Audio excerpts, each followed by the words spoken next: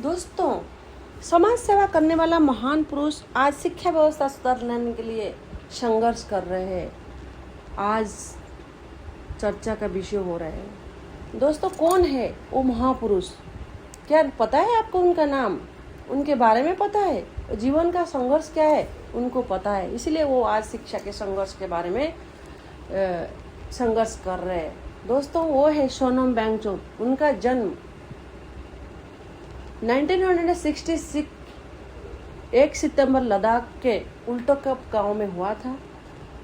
बचपन से अपने गांव में स्कूल नहीं होने के कारण 9 साल तक उन्होंने घर पर अपने माँ से पढ़ाई की थी। बाद में उन्होंने केंद्रीय विद्यालय दिल्ली से पढ़ाई किया। फिर कॉलेज की शिक्षा के लिए वो NIT श्रीनगर से मैकेनिकल इंजीनियर की और उन्होंने इंजीनियर बन गए थे। फिर बाद में उन्हें फ्रांस से हॉर्टिकल्चर का अध्ययन किया। इतने सारे अध्ययन करने के बाद भी उन्होंने अपने मातृभूमि के लिए फिर लद्दाख वापस आ गए थे।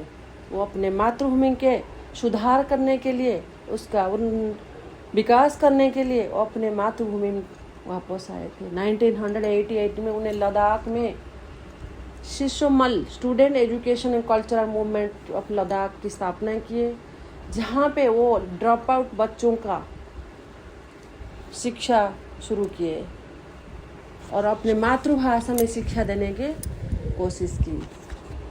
उन्होंने कई सारे सुधार किए हैं, जैसे लद्दाख में वो शिक्षा का सुधार के साथ साथ उन्होंने आइस स्तूप का आविष्कार भी किए थे, जो सर्दियों में पानी जमा कर गर्मियों में सिंचाई के लिए उपयोग होता है, जो किसान के लिए फायदेमंद होता है। इसके अलावा उन्होंने सोलार सिस्टम व सौर ऊर्जा का भी विकास किए थे, जो अत्यधिक ठंड में उपयोग होता है।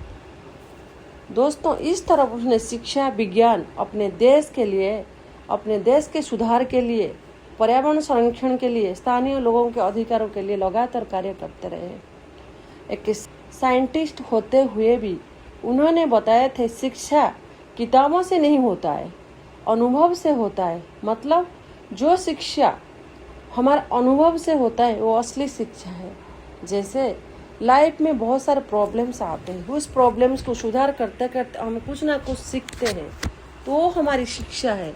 इसलिए उन्हें रेमन मैग्सेसे पुरस्कार 2018 में मिला था, जो कि शिक्षा और सामाजिक नवाचार के लिए प्रदान किया गया था। इस तरह भारत और विदेश से कई प्रतिष्ठित संस्थाओं द्वारा किए गए उन्हें शिक्षा, नवाचार और पर्यावरण संरक्षण के लिए बद्ध सम्मानित किया गया। इस तरह बहुत सारा काम जो हमारे समाज सुधारक के रूप में उन्होंने किए थे, आज उन्होंने हमारे देश की शिक्षा व्यवस्था को सुधारने के लिए कोशिश की है, उसके लिए संघर्ष कर रही है। दोस्तों, ये जानकारी आपको सही लगा इस चैनल को लाइक एंड सब्सक्राइब करना ना भूलें। धन्यवाद।